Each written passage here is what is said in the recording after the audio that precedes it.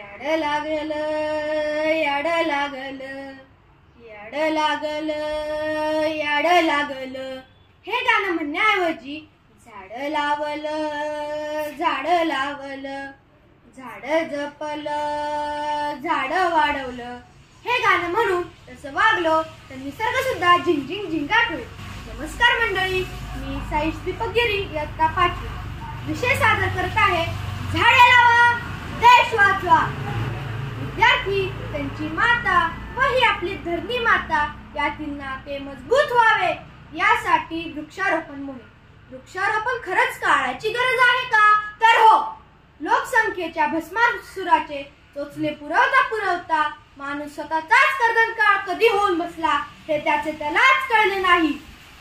विकासाच्या नावाखाली औद्योगिकरण, लोहमार्ग, रस्ते अशा अनेक कारणांसाठी बेसुमार वृक्षतोड केली. यामुळे पावसाचे प्रमाण कमी झाले, पाण्यातील पातळी घटली, ओझोन वायूचा थर कमी होऊन पृथ्वीच्या तापमानात वाढ झाली. यावर्षीचा उन्हाळा आठवतो का सर्वांना? सर्वत्र उष्णतेची लाट पसरली होती. आपण सर्व गरमीने हैराण झालो होतो. अहो, वृक्षतोडीचे दुष्परिणाम म्हणजे मानवी वस्तीमध्ये जंगली प्राण्यांचे हल्ले सुरू आहेत. एकतपूरला काल बिबट्याने बकरीवर हल्ला केला. परवा दिवे घाटात बिबट्या दिसला. काल पानवडीच्या घाटामध्ये एका बिबट्याने माणसावर हल्ला केला. अशा अनेक घटना आपण ऐकतो, बघतो, व्हॉट्सअपवर व्हिडिओ पाहतो. ही तर सुरुवात आहे आणि शेवट तर आपल्यावरच होणार. आपल्या घराच्या उंबरठ्यावर महापूर, ओला कोरडा दुष्काळ अशा अनेक समस्या येऊन बसल्या आहेत आणि जर त्यांनी उंबरठा ओलांडला तर उद्ध्वस्त झालेला मनुष्य इथेच अखेरचा श्वास घेईल. सकाळीच बातम्यांना पाहिले, खडकवासला धरण ओव्हरफ्लो झाल्याने पाण्याखाली गेलेल्या दुकानाचे मालक एबीपी माझावरती प्रशासनाकडे नुकसान भरपाई मागत होते. पण जरा विचार करा, त्याला जबाबदार कोण? जे वृक्ष आपल्याला मुळापासून शेंड्यापर्यंत कल्पवृक्षाप्रमाणे कामी येतात, एकही पैसा न घेता लाखो रुपयांचा ऑक्सिजन देतात आणि त्यांच्याच मुळांवर आपण घाव घालतो. आवर्जून सांगावं वाटतं, अमेरिकेत गेल्या 200 वर्षापासून एकदाही दुष्काळ पडला नाही का? कारण तिथे दर माणसी 2876 झाडे, तर भारतामध्ये दर माणसी 28 झाडे. अमेरिकेचे क्षेत्रफळ भारताच्या 3 पट आणि भारताची लोकसंख्या अमेरिकेच्या 4 पट. झाडे लावून त्यांचे संवर्धन करणं हीच आहे आपली जबाबदारी. झाडे लावून त्याचे संवर्धन करणं हीच आहे आपली जबाबदारी. कारण झाडे जगली तर जगेल पर्यावरणातील सृष्टी सारी, पर्यावरणातील सृष्टी सारी.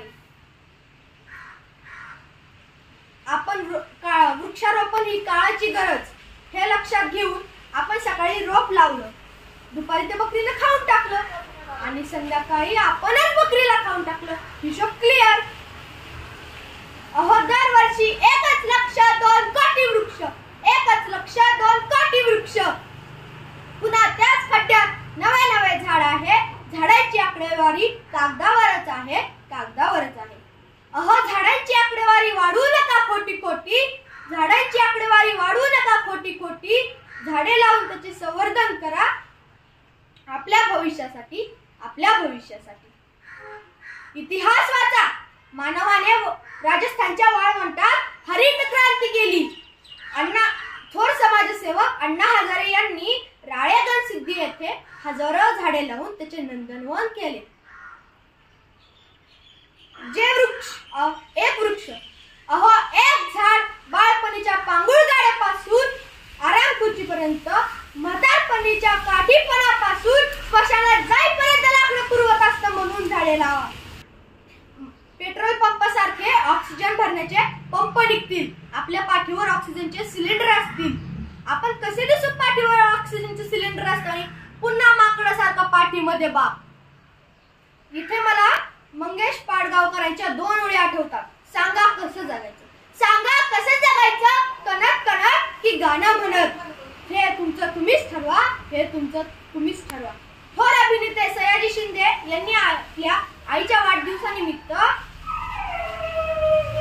तिच्या वजना एवढ्या बिया रोवल्या आणि बीड जिल्ह्यात लाखभर झाडं लावली. त्यांचाच आदर्श घेऊन आपण आपल्या वाढदिवसानिमित्त एक तरी झाड लावूया आणि त्याचे संवर्धन करूया. शेवटी जाता जाता एवढेच सांगेन, सासे हो रही है कम, चलो पेड़ लगाए हम. सासे हो रही है कम, चलो पेड़ लगाए हम.